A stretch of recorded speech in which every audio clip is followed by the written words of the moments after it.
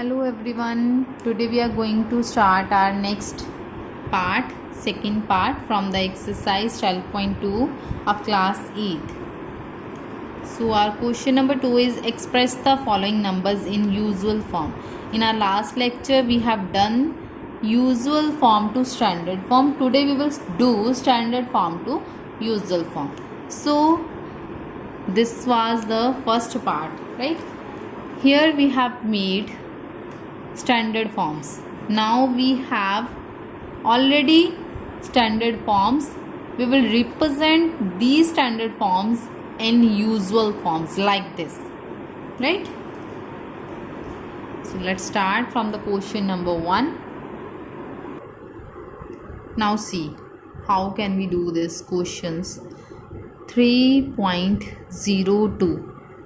So 3.02 means 302.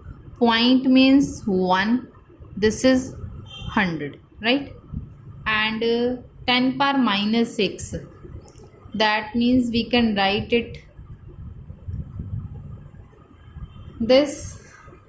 Negative को positive करने के लिए उसको रेसिप्रोकल कर दो या डिनोमिनेटर में ले आओ, क्योंकि इसका 1 नहीं है तो 1/10 आ जाएगा, 1 ऊपर ही रहेगा. तो ये 2 zeros तो ये थी और 6 zeros ये हो गई. मतलब टोटल ये कितनी हो गई मेरे पास 8.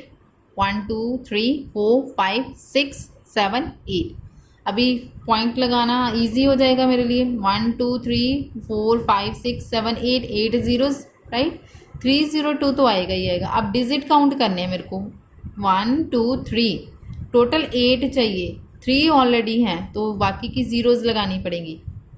4 5 6 7 8. अब 8 zeros थी, 8 डिजिट फिनिश हो गए. अब ये 1 था तो 1 का मेरे पास क्या लग गया पॉइंट. तो ये मेरी हो गई usual form. This is my answer. समझ में आ गया. 302 था, यहाँ पॉइंट हटा के मैंने नीचे 100 लगाई. ये नेगेटिव दे रखी थी, मैं नीचे ले आई उठा के, पॉजिटिव हो गया. 2 zeros ये थी, 6 zeros ये. ऐड ही करते हैं तो ऐड करके चलो यहाँ पे अगर आप लिख भी लो कि कंफ्यूज ना हो तो ये 10 पावर 2 है और ये 10 पावर 6 है. मतलब ये बनेगा क्या आपके पास 10 पावर 8 बन जाएगा. तो 8 zeros लगा दी मैंने यहाँ 302. बाकी पॉइंट लगाना आपको आता है, नहीं भी आता तो मैंने फिर से बता दिया आपको.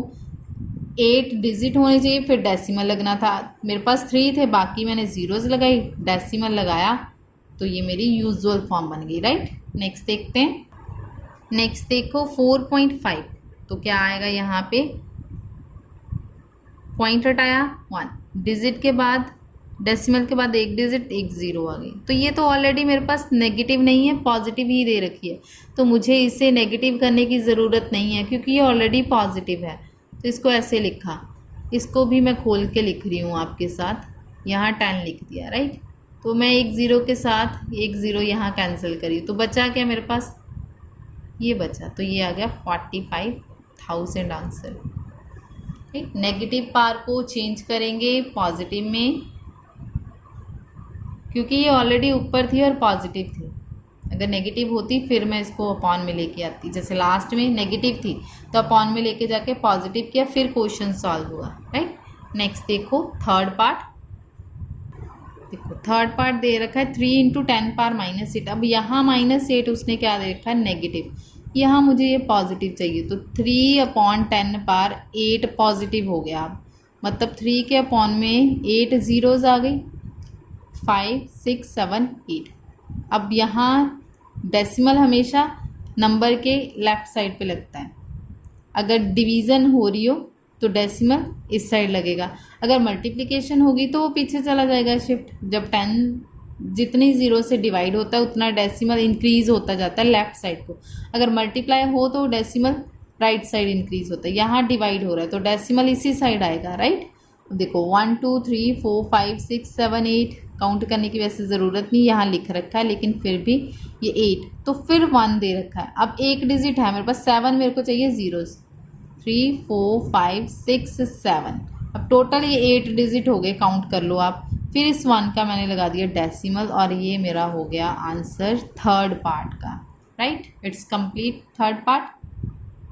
नेक्स्ट देखो फोर्थ पार्ट. फोर्थ पार्ट में भी पहले तो डेसिमल का मैंने 1 लगाया, 1 2 3 4, 4 ज़ीरोज़ हैं। आप 4 ज़ीरोज़ भी लिख सकते हो या 10 पावर 4 भी लिख सकते हो, दोनों तरीके से। देखो यहाँ मैंने आपको इस क्वेश्चन में कटिंग करके भी बता दिया, अब इस क्वेश्चन को मैं आपको लॉ यूज़ करके भी करवाऊँगी।